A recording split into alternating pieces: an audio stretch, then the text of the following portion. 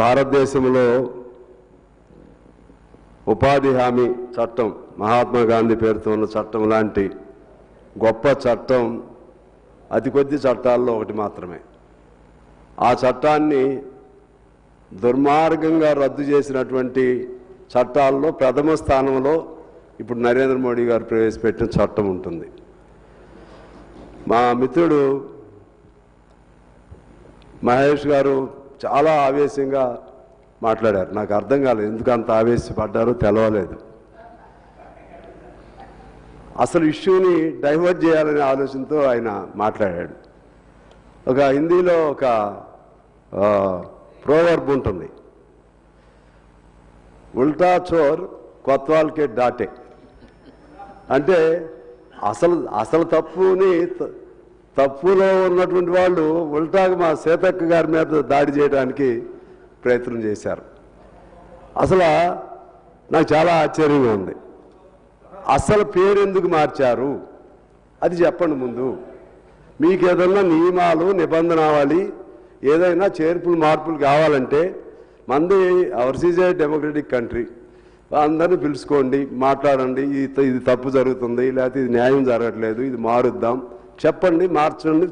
చాలా మార్చుకుంటున్నారు కదా, కానీ పేరు ఎందుకు మార్చారు దానికి మా మిత్రుడి దగ్గర సమాధానం లేదు, వారు ఎవరి దగ్గర కూడా సమాధానం లేదు. అసలు నేను ఇప్పుడు కూడా చెప్తున్నా, నేను ఐ లైక్ గాంధీ. డెఫినెట్గా మా సిద్ధాంతం వేరు, మా పార్టీ వేరు. కాంగ్రెస్కి మాకు విధానపరంగా ఘర్షణలు ఉండొచ్చు, ఇప్పుడు కూడా విధానపరంగా చాలా ఉన్నాయి. కానీ I like Gandhi, I like Sonia Gandhi, I like Rahul Gandhi, I like Rajiv Gandhi, I like Nehru, I like Subhash Chandrabose, I like Bhagat Singh, అందరినీ. ఎందుకంటే మహాత్మా గాంధీ ఏం చేశాడండి దేశం కోసం? ఏం చేశాడు చెప్పండి? ఏం దుర్మార్గం చేశాడని చంపేశారండి? ఏం దుర్మార్గం చేశాడని చంపారు? చంపిన వాళ్ళు ఎవరు? ఆయన ఎందుకు చంపారు ఆయన్ని? రఘుపతి రాఘవ రాజారాం తేరా నామ్ అల్లా, అది కదా ఆయన చెప్పింది. ఇద్దరు ముస్లింలు హిందువులు ఘర్షణలు వద్దు, కలిసి ఉండమని చెప్పినందుకు ఆయన చంపి ఇవాళ ఆయన పేరు కూడా లేకుండా చేయాలనేటువంటి దుర్మార్గమైనటువంటి ఆలోచన, కుట్ర అందులో ఉందని ఇవాళ దేశానికి అర్థమైంది. నేను అంటున్నాను, రామ్ పేరు పెడితే ఎవరు కోపం రాదు. రామ్ అంటే అందరివాడు, ఆయన కూడా హే రామ్ చనిపోయేటప్పుడు ఆయన అన్నాడు కదా అని చెప్తున్నారు ఇప్పుడు కథలు. నాకు అర్థం కావట్లేదు. రాముడు ఎక్కడ ఉండాలి సార్? దేవుడు ఎక్కడ ఉండాలి? దేవుడు గుడిలో ఉండాలి. మహాత్ముడు మనుషుల్లో ఉండాలి.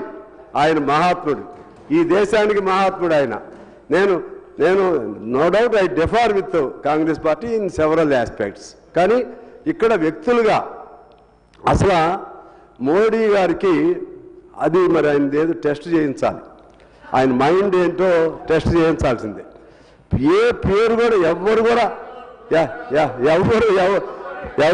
నచ్చరు సార్ ఆయనకి, ఎవరు కూడా నచ్చరు ఆయనకి.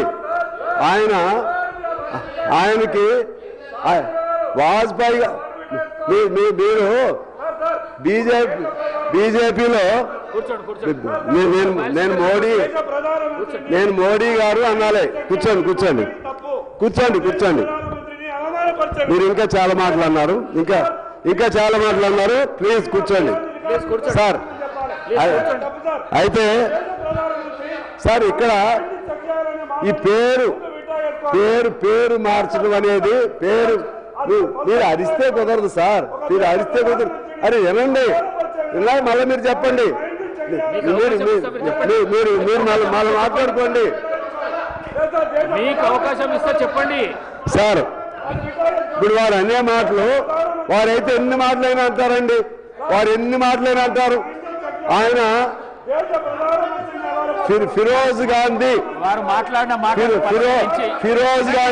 గాంధీ కాడు, ఇటువంటి ఎన్నైనా అంటారు సార్. వీళ్ళకి హక్కు ఉంది, ఈ దేశంలోనే వారికి హక్కు ఉంది. వారు ఏదైనా అనొచ్చు, వారిని మాత్రం ఏమనొద్దు, ఏమనలేదు. నేను పార్లమెంటరీ పద్ధతుల్లో ఏమనలేదు, అమర్యాదగా ఏమనలేదు. నిజంగా ఆయన మైండ్ సెట్ మారాలి,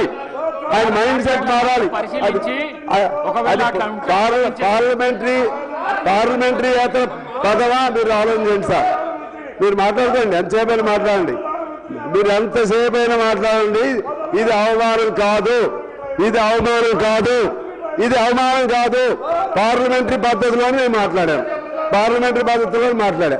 ఆయన మైండ్ సెట్ని మార్చుకోవాలి, ఆయన మైండ్ సెట్ మార్చుకోవాలి. మనం మాట్లాడినా మళ్ళీ మీరు మాట్లాడుకోండి సార్, మేము మాట్లాడిన తర్వాత మీరు మాట్లాడుకోండి.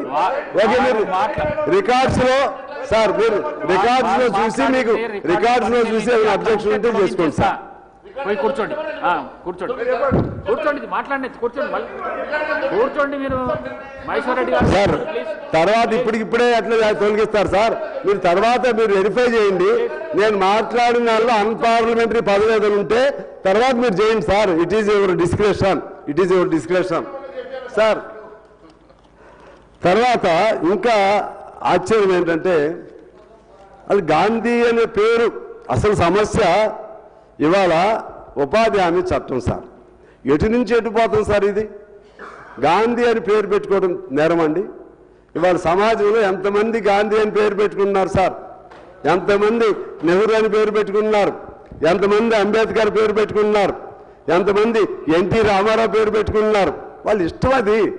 అందులో భాగంగా సోనియా ఇందిరాగాంధీ గారికి పేరు పెట్టారు, లేకపోతే ఫిరోజ్ గాంధీ గారికి పేరు పెట్టారు తప్ప ఫిరోజ్ గడ్డ అంట ఏదో పేరు అంట. ఏంటి ఇది అన్యాయం. ఇంకా అన్నారు, ఇంకేమన్నారు? గాంధీజీ గారు కూడా హిందువే, గాంధీజీ గారు కూడా హిందువే. ఏం అన్యాయం సార్ ఇది? ఆయన హిందూ ముస్లిం అనే పేరుతోన ఆయన చచ్చిపోయింది దేనికండి? హిందూ ముస్లింలు ఘర్షణ పడవద్దని కదా. అసలు ఇదేంటి మతపరమైనటువంటి చర్చగా దీన్ని దారితీస్తారా? అసలు సమస్య ఎక్కడ ఉంది? మనం మాట్లాడేది ఏంటి? ఇది దేశానికి మంచిదా, సమాజానికి మంచిదా? ఇది అందుకే ఒక మాట అంటారు సార్, వాజ్పేయి గారు is such a good man but his party he cannot be in such a bad party అని. ఇప్పుడైనా నేను అనుకున్నాను, మా మిత్రులందరూ ఇందాకే చెప్పా, నాలాగని మా కమ్యూనిస్ట్ లాగా మీరు కూడా మాట్లాడతారు, మంచి లిబరల్స్ మీరు అందరని.